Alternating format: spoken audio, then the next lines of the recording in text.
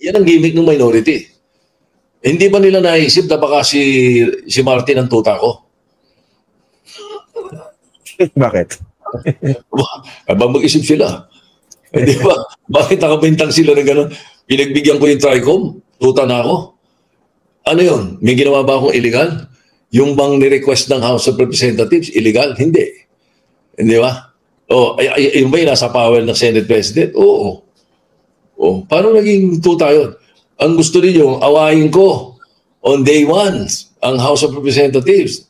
Di ba? Where is parliamentary courtesy? Of course, sigurado yung mga trolls wala nun at hindi naintindihan kung ano yung parliamentary courtesy. Kaya siguro ganun. Kaya ba sila? Mamatay sila sa sama ng loob.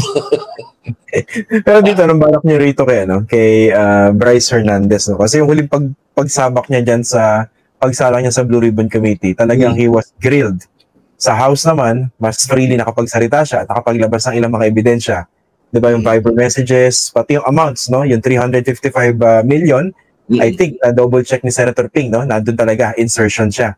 Tapos binabanggit siya ng 600 million, na insertion naman daw ng 2023 ni Senator Joel Villanueva. So anong plano ng Senado, ng Blue Ribbon Committee when it comes to Bryce Hernandez po? We will, I'm sure Senator Lacson will verify it. He's currently investigating. He's investigating all this. Kaya ikinalulungkot ko sa mga umaasa na walang pupuntahan yan, matindi ang pupuntahan yan. With Senator Ping at the helm. Okay. You're talking about Senator Ping now leading the Blue Ribbon Committee, pero ano po ba yung honest assessment ninyo dito sa leadership sa Blue Ribbon ni Marcoleta? Specifically yung handling niya ng investigation sa flood control. Ang tingin ko hindi naaayon sa direksyon na iniisip ko. So this is my opinion. Whether you like it or not, that is my opinion. Ang direksyon, kasi dapat sa akin, ang antigo ko na dyan ang direksyon, kailangan ang umpisa mo ng pagtawag mo ng isang hearing ng kahit anong, lalo na pag Blue Ribbon, in aid of legislation kaagad. Ang puntang-puntirya mo kaagad dito, ano ang mga pwede nating makuhang impormasyon dito sa mga pangyayaring ito na babaguhin natin ang mga batas at aayusin natin. Like for example, restructure natin ang DPWH. I-restructure natin yung pick-up. I-restructure natin yung SIHAP. Kaya nung una ko umatid, doon ang mga questions ko Doon muna So ang tingin ko, tanong mo, ano assessment ko sa pag-handle niya nun? Hindi maayos ang direksyon. Espuyulous Tapos biglang may papasok, magtatanong, papayagan niya. Sumisingit sa isang nagsasalita, papayagan niya. Di ba? Ang style namin nung araw pa, kailangan dyan, at the start, pag umpisa mo pa lang, ikaw muna, ikaw ang chairman Oras na matapos ka sa mga tanungan, doon mo iisa-isahin, sino yung unang dumating. Pero una, usually, yung Senate President, yung Senate Pro Temp, yung Majority Leader, yung Minority Leader, yun ang mga bibigyan mo ng time muna sila kung present. At kung meron kang sinabing 10 minutes each, or 5 minutes each. Ang ibig sabihin ng 5 minutes, yung question mo, huwag mo isasama yung bilang ng sagot. Diba? Ganun ang sistema. So, sinasabi ko, ang sagot ko sa'yo, hindi ako natutuwa sa direksyon na ginawa. Opo. May impression naman na yung pamumuno ni Senator Marcoleta sa Blue Ribbon, doon sa investigation sa flood control, tila may effort na iiwas yung issue sa mga Duterte. Selective, protektahan yung mga Duterte. Do you also share that observation? Dahil sa mga sagot na nakuha, to a certain extent. Kasi dapat doon ang puntirya ako, nung nagtatanong ako tungkol doon sa kung sino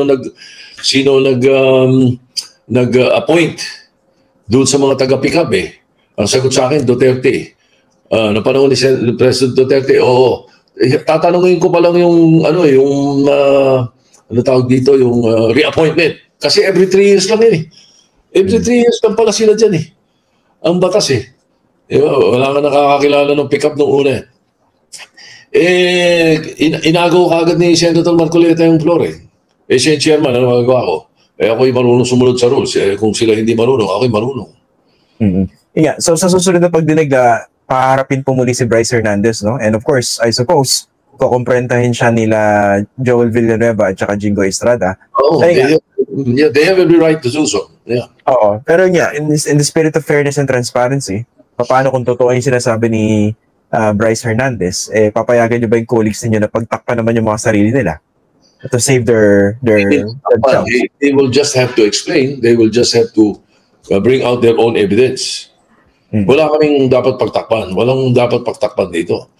Whether you're in the House or in the Senate, basta kung sinong we're trying to get to the bottom of everything. Diba? Ang tinatanong nga dyan, kaya nga nagagalit yung iba, bakit daw puro contractor daw ang tinatarget? Ano napunta yung pera doon? Sino naglagay? Diba? Sino naglagay ng pera doon? Yung mga politiko. Diba? Yung sinasabi nila, kailangan natin malaman lahat yun. So, tutumbukin nyo rin yung mga politiko kung nasa likod ng mga insertions? Yung mga illegal na insertions. Opo. At saka kasi pag sinabing insertion, yun ang problema eh. I have difficulty with that word eh. Kasi pagka pinasok nang wala sa lugar at wala sa third reading, wala sa second reading during the period of amendments, insertion na yan. Yun nga. Pero kapag ikaw pinasok mo during the period of amendments, individual amendments or committee amendments, pinasok mo at tinanggap ng body, walang umangal, walang nag-object na senador, ang tawag doon, institutional amendments. Legal yun. Opo. Kahit ganong kalaki pa yun. Institutional amendments, tinanggap, legal yun. Yun eh. Pero yung tapos na, nasa third reading na, pumunta ng BICAM. Pagdating sa BICAM, nagkabulungan kayo nun. Pinasok, nag-insert ng ganyan mga halaga, 355, 600, ganyan. Insertion talaga yun. Kailangan malaman natin sino naglagay nun. Hindi pwedeng maulit, hindi pwedeng ganon ang Senado. Ganon din sa House. Kaya bahala sila magpastol doon ng mga kongresista. Huwag nila payagan yun. Willing ba kayong i-identify publicly itong mga kapwa niyo senador na nasa likod ng mga insertions na binabanggit ninyo dito sa 2025 budgets tsaka doon sa previous ones? Yung mga napunta sa mga questionable projects. It's not just a matter of willing. Pag lumabas. Hindi natin pagtatakpan. Kung ano totoo. Huwag lang aligasyon. Pagkatapos, hindi naman pala kaya patunayan. Huwag naman. Kailangan kaya patunayan. Okay. And then the committee will know what to do. We will have a committee report that will recommend whatever. At saka importante doon, ngayon na mayroon ng mayroon ng independent commission na ginawa na EO presidente, yun namang EO na yan, baka 1 or 2 weeks pa yan para talagang, di ba, ma-execute ng executive department. Na tama-tama yan, that will give the Senate more time para matapos pa yung mga hearings na ito at masubmit sa kanila ang mga findings. Ang mga submission na yan, dadali ang trabaho ng independent commission. Okay. Bago natin punta po independent commission, tanong ko lang din. Kasi speaking of witnesses and their testimonies, depending on which chamber they are appearing, etong sa mga diskaya, binanggit si Martin Romualdez at saka si Zaldico nung umarap sila sa Senado. Pero pagdating doon sa House of Representatives, bigla nag-soften. Wala nang po kami personal dealings. Parang inamin nila na hearsay. Okay. Pero ito yung binibida nung nakaraang Senate leadership, di ba? Yung sinasabi, mga pangalan hindi mabanggit before, finally nabanggit na, and they are considering that as an achievement. And yeah, how do you plan to take this kind of information? Kasi nga logically, parang malabo naman pag-usapan yung ganong klaseng insertions nang hindi alam ni Zaldico as Appropriations Committee Chair at ni Martin Romualdez as Speaker. Correct. Hindi pwedeng hindi alam nung chairman ng appropriations at nung speaker. Hindi rin pwedeng hindi alam ng chairman ng finance ng Senate at ng Senate President. Precisely. Ang problema lang, meron akong balita, kailangan i-confirm pa natin. Sabi ng chairman ng finance, wala raw siya ron. Interview mo. Nadinig ko rin po. Parang si Martin Romualdez at si Zaldico may sabit, may sabit din yung sa amin. Oo, pero ang nadinig ko, I'm still confirming it, hindi siya sumama doon dahil meron nga raw tama. Parang medyo hindi siya sumama. Ayun. Hindi sumama o hindi pinasama? Pwede mas tama kayo. Ewan natin. Your guess is as good as mine. Hindi ba? pero pinapaharap yata siya sa House of Representatives next time, di ba? Si former Senator Grace po.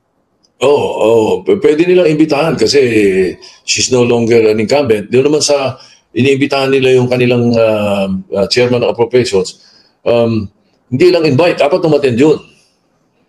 Dapat umattend. Member pa siya ng Congress eh. Sa amin, sa Senate, imbitahan si Grace. Hindi naman siya incumbent eh.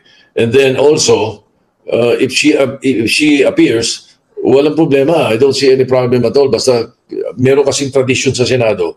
Pag dating ang senador, kahit umupo ka sa plenary, habang nagpe-plenary, pwede. Kahit pumunta ka pa doon.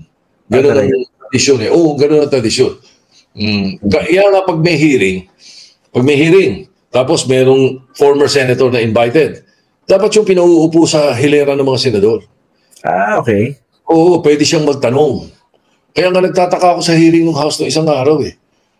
Na sa amin, sa Senate pala, yung umattend si Toby. Remember, yung umattend si Toby? Pinaupo yata nila doon sa sa resource person eh. Kung nandun ako, papaalala ko sa mga kasama namin. Sa bagay, maraming bagito sa mga kasama namin eh. Papaalala ko na ang isang congressman, lalo na incumbent, katapat namin yun. Magkakapantay kayo.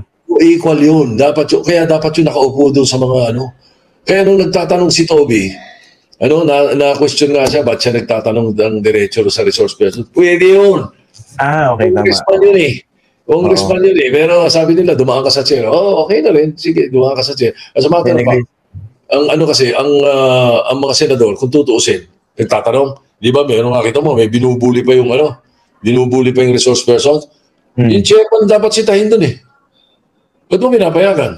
Dapat, dumaan ka sa akin. Ako, tanongin mo. Like for example, ikaw, Christian, ang chairman, sa hearing. Tapos gusto kong tanongin to si Torpulano. Di ba? Ikaw ang kina-address ko dapat. Mr. Chair. Mr. Chairman, Mr. Chairman, saan na ako ni Mr. Torpulano yung 100 million? Ganon. Hindi yung, Mr. Torpulano, saan na ako yung 100 million? Yung chairman nun, medyo mukhang hindi sanay sa rules and procedures. Dapat gano'n, sitahin na niya kaya ako tanongin mo. Naririnig niya, pero you pass through the chair. Tsaka, chair, when you say chair, yun yung posisyon. When you talk to the chairman, you say chairman. Nagtataka nga ako rito, ba't nauso sa kanila, Mr. Chair, iniiksiyan nila. Bakit? Mr. Chairman. The position is the chair. But you address the person, it's the chairman. Nung araw, nagalit na si Dick Gordon nung araw dyan eh. Sabi niya, I am not a chair, hindi ako silya. Sabi niya, I am a chairman.